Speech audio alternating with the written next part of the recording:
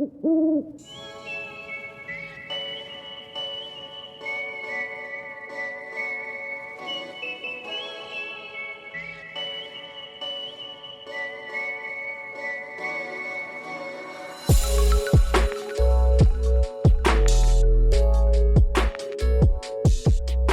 back to another episode of the Owl Talk podcast.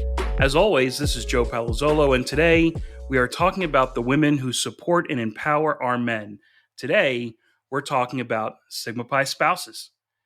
When I think about the women who are part of the Sigma Pi family, the women who provide the critical support and the background home and family infrastructure needed for our men to be successful, of course, we think about mothers and wives and aunts and sisters and everything.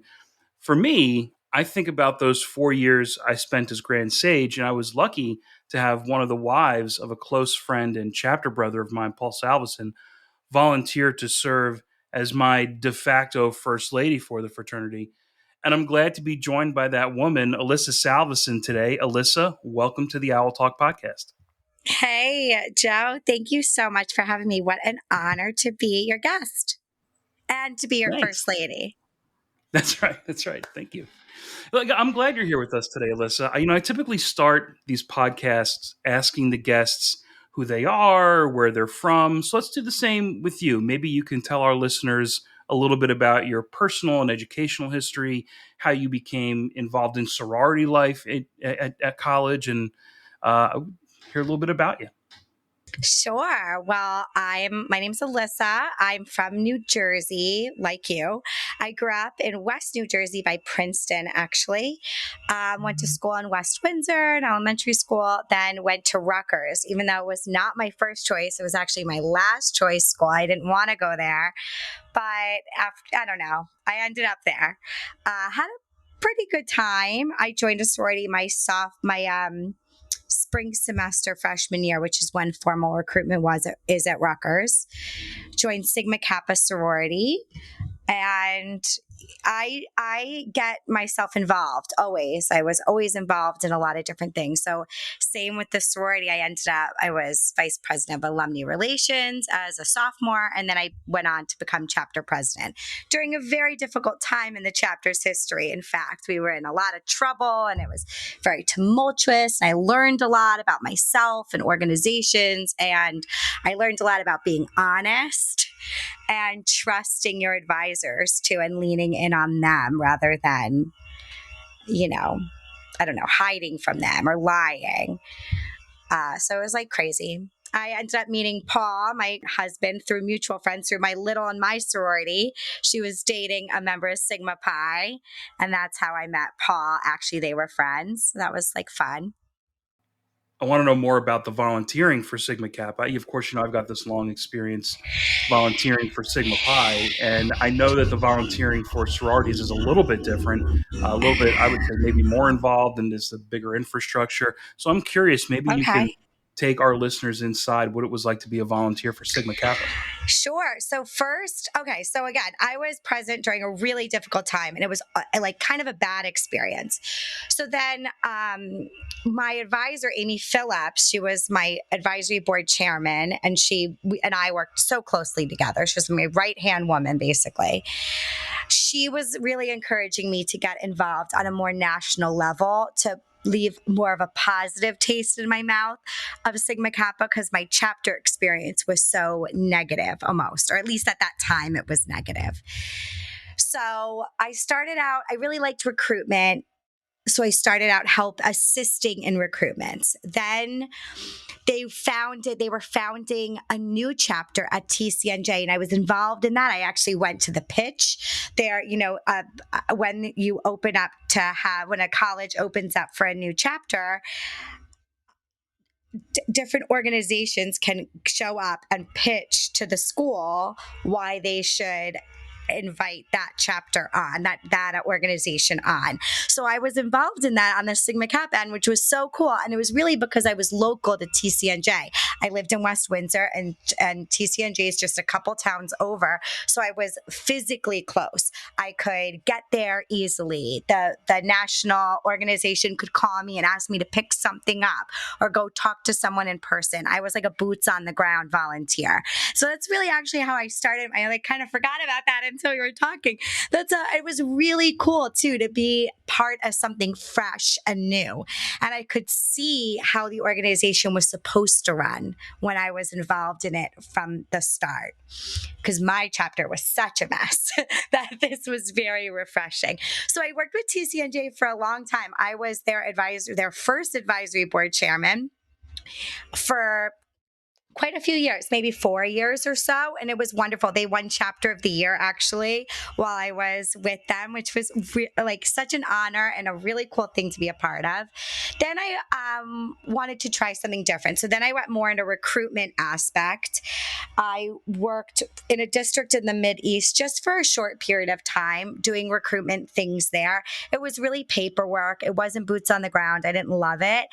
But they opened up, Sigma Kappa opened up a section that worked with struggling chapters. So chapters like mine that I attended they were focused. Oh, what was it called? I guess focused chapters. What were they called? They were struggling chapters. I can't remember the term now. It'll come to me while we're talking though. And I helped a chapter up in Hartford. We ended up shutting them down. Actually, I'm just like Jersey. All right. Like I just cut to the chase. I'm not going to give you fluff. And like, I'm not super PC. I just one day like called up the vice president of collegiate chapters. Like I went right to the top. Like I wasn't going through my little chain of I call the one in charge. I'm like, yeah, we gotta shut them down. I'm like, yeah, they just don't have the values that we hold as Sigma Kappa. They're not understanding. They just don't hold the same values. We have to shut them down. And we ended up shutting them down. It was hard. It was great, but it was really hard. I went up for a visit and all the women started yelling at me. They like pushed me in a corner and they start like yelling at me. I was used to that. That's what happened at Rutgers. But I was like, oh my God, like, okay, we're going to stay calm. Tell me what the problem is. And I learned a lot. I was trying to be that by the book. I was kind of new in the role. I was kind of new in this national volunteer role. So I was really trying to like stick to the books, stick to my training. But what I should have done is went with my gut, because what I wanted to do is take my shoes off, sit on the floor with them and be like, girls, but you can't say girls, you have to say women. Be like, girls, I get it. Like I was you. I should have told them some stories about my past. And I think they would have brought down the like tension, brought down the energy a little bit and maybe connected with me. And I didn't do that until much later and only with like one or two women when I was on the phone with them. And I really feel like at that moment, I should have been like, all right, let's shift gears. This isn't working. I want to tell you a story and like talk to them about my dicey chapter past. And I think they would have trusted me more and maybe like been like, oh, you get it. You're not evil national woman coming to yell at us. So I learned a lot. But anyway, at that time, Paul and I had been married for a little while. We wanted to start a family, and it just was getting a little too much to keep driving up to Hartford. So I ended up leaving that role. And I actually hadn't volunteered with Sigma Kappa since, but it was a worthwhile time. I enjoyed my time, truly.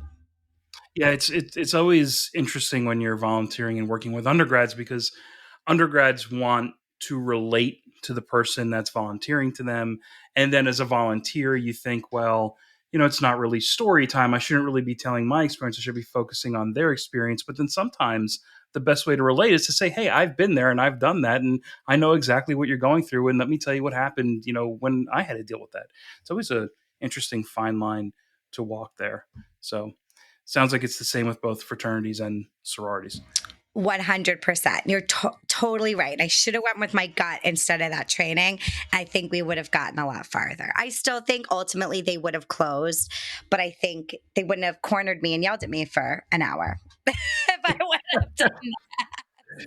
Yeah, it's always a tough recommendation to make too, to say, hey, we've got a group of our people here and we've tried and it's just not working out. And I think we need to close this chapter. We've had to make those recommendations when I was on the Grand Council, and it's tough. It's not a fun decision. Also, because when you're in a role like you were in, where you got to know the people in the chapter, to then have to go make the recommendation, it's painful. I know, I've been there. Yeah, they actually ended up shutting down my collegiate chapter as well, which I'm not Oh, really wow.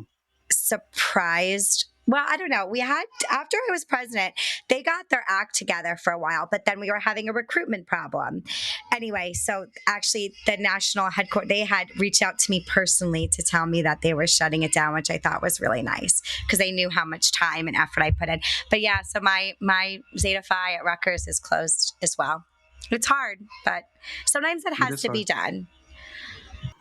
Maybe at some point in the future you can help rebuild them at Rutgers. Who knows? So tell us a little bit about your professional life, a little bit about what you've done in the professional world and what you're doing now. Sure. So I went to school totally undecided, no idea what I wanted to do. But I ended up, in my 4 years narrowing it down and I became a teacher. At Rutgers, there was a 5-year program. It was a graduate school. So that was nice. I got my master's in just one extra year, which is nice. Like, it's good affordability wise. It's a great It's program. just, Great it program, is. yeah. So yeah, I became a teacher. It was really hard. I graduated in 2009. Well, graduate school was 2010, and there weren't a lot of jobs. It was a big recession at that time, really hard to get work. I was unemployed for a long time, actually, which helped Sigma Kappa volunteering. I didn't have a job. So in the middle of the day, I could run to TCNJ for a little while until I eventually did get hired. But it was a little hard. So I became a teacher. I taught first grade and kindergarten for 10 years. And then I had babies and I had twins in 2020. And then while I was on maternity leave with them, I had another baby, Luke. And so after I had 3 under 2, I decided to resign from teaching. So I'm just, not just a mom. Please, being a stay at home mom is the hardest work I've ever done. I'd rather get yelled at by 50 sorority women and sometimes than deal with my toddlers. It's very hard, but I'm an at home mom. I have a small little art business I do. I started a Disney podcast. Like, I keep myself busy, but yeah, so my career has shifted. Well, thank you for helping build the next generation of the fraternity with your 3 young boys. We'll get them joining the Sigma Pi at some point. So tell us a little bit about the core theme of this episode. The theme is the behind the scenes support and help that Sigma Pi spouses provide to our brothers. Now, for my part, I was very lucky to have you volunteer to be what we might call the first lady of Sigma Pi when I was Grand Sage, and thank you again for that. Maybe you can tell our listeners about that experience. Let them know what you did during those 4 years and how that ultimately culminated at Convocation in San Antonio. Oh, it was the greatest honor. Thank you so much. That really, it was just so much fun. Yeah, that of course was an involved supportive role, right? Yeah, I helped plan. Oh, I especially the New Orleans one. That really, oh, I'm so upset that we weren't able to do it because we had so many wonderful plans. Actually, I got to go to New Orleans ahead of time and scope out. So I got lots of pamphlets of things to try to plan activities for the spouses at convocation, or spouses or families at convocation. So we had like 4 or 5 different events that we had been researching. Again, ultimately, we ended up not having that convocation because it was the pandemic, but a lot of exciting work went into that. And same with Houston. San Houston? Antonio. San Antonio. Same with San Antonio. I had so much fun planning some of the spouse activities then. We did a wine tasting, which was a lot of fun. I feel like we did something else. The river crew, we did the river tour, Riverwalk, which yeah. was, yes, the river work tour, which was lovely. It was so much fun. But yeah, so I got to actually very actively help research different activities we could potentially do for families and spouses while our husbands or boyfriends or whomever were at convocation, doing business at convocation, the families could be engaged as well. And I think it's really important. I think if like my husband's going to be involved in Sigma Pi, he's obviously part of our family too. And I think having an option where families can go be supportive of your Sigma Pi brother as he is involved in shaping your fraternity. I think having things for families to do, I think it's just good for all. Everyone can go and be supportive together. Families can be engaged in other activities. I think that's important. Yeah, it also shows the next generation, the undergrads who attend, hey, you should bring your family here. This isn't just you're going out and saying goodbye to the wife and kids for a couple of days, and they're welcome. They're welcome to come. We've got things for them to do. I think that's an important thing. I think as a potential wife or a wife, when you hear your, significant other is involved in something that doesn't have to do with you, sometimes it could be a little threatening or, oh, well, what are you going to do? I think it's important. I think I agree. Come, you're included in this to some capacity, not in the ritual stuff, of course, but in some capacity, you're included too. And exactly, I love for my boys to come to convocation one year. I mean, it was a little too much in San Antonio. They were little and I was very busy. I wasn't going to be able to care for them. But in the future, I'd love for them to go and see these. And what lovely, may I say, what lovely young men you have as as brothers as Sigma Pi. I was so impressed by these 20 something 18 19-year-old gentlemen holding the door open, speaking to adults politely, holding conversations with me. They have nothing in common with me, but still having that maturity to like have a conversation with adults. Lovely. Well done, Sigma Pi. Lovely, lovely gentlemen. I was incredibly impressed in your population Thank and your you, thank you very brotherhood. much. We appreciate that. We try hard with the guys, and we are lucky. We are lucky to bring in high quality men, and able to bring them into our world. Maybe you can give those men a little bit of advice. You just started to talk about it a little bit. For those young men who are listening to the podcast and thinking to themselves, geez, I want to stay involved after I graduate, but I'm not really sure how my girlfriend, fiance, eventually my wife, is going to feel about it. What advice do you have for those young men about how to talk about fraternity volunteering to their significant other? That's a great question. I have a few different angles. One, I think including them. Yes, women, they want to feel included. They want to feel important. They want to feel like they can help.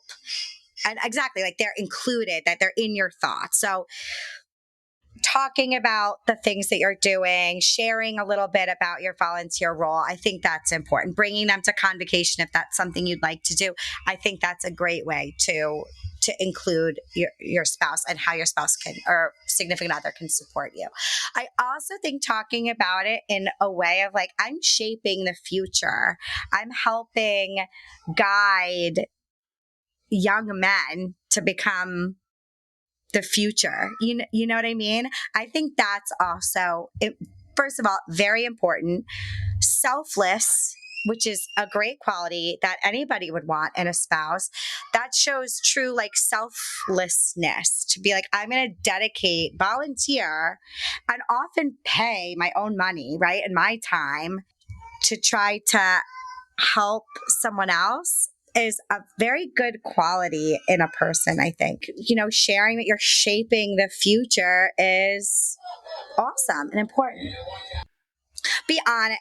Be honest. Always be honest. Don't lie or make something up. Just be honest. Believe me, it's much better. We always know when you're lying too, so it's just not worth it. Just be honest. Honest about the commitment. Honest about give advance notice if there's a meeting that you need to go to or something. My husband does this to me all the time. I'd be like, "Oh, I just remembered. I told Tugboat I'd help him with something," and I'm like, "Well, I love Tugboat, so go, but I'm not pleased that you didn't mention this before 5 minutes before you have to walk out the door." Well, So, like, thank you have a for shared letting him calendar. attend. Thank you for Yes, letting him attend. of course. Tugboat always. Well, look, Alyssa, this has been great. Thank you for joining us for this episode. Before we go, do you have any parting thoughts for our listeners? Oh, parting thoughts. Stay kind and chivalrous. It goes so far. Be honest. Trust your gut. You know what's right and what's wrong. And so often we get caught up in, like I was saying before when I was volunteering, that I was like trying to stick by my training, but really I think I just should have trusted my gut. I think I would have gone farther by doing that. I would recommend you trust your gut. If something feels wrong, it probably is. Stay loyal. Loyalty is so important. I think that's maybe it. Honesty, loyalty, trust your gut. Yeah. Go Owls. Right. Thank you. Thank you, Alyssa, for being a guest on Owl Talk and for giving us some excellent insight into the life of a Sigma Pi spouse. Tugboat, thank you so much for having me. My pleasure. For all of our listeners, remember that you can stay up to date on the latest in the world of Sigma Pi fraternity by following us across social media. We are at Sigma Pi, all one word, on Instagram, X, and Facebook. On YouTube, we are at Sigma Pi fraternity, also all one word. Thank you to everyone who listened to this episode, and we look forward to you joining us for the next Owl Talk podcast.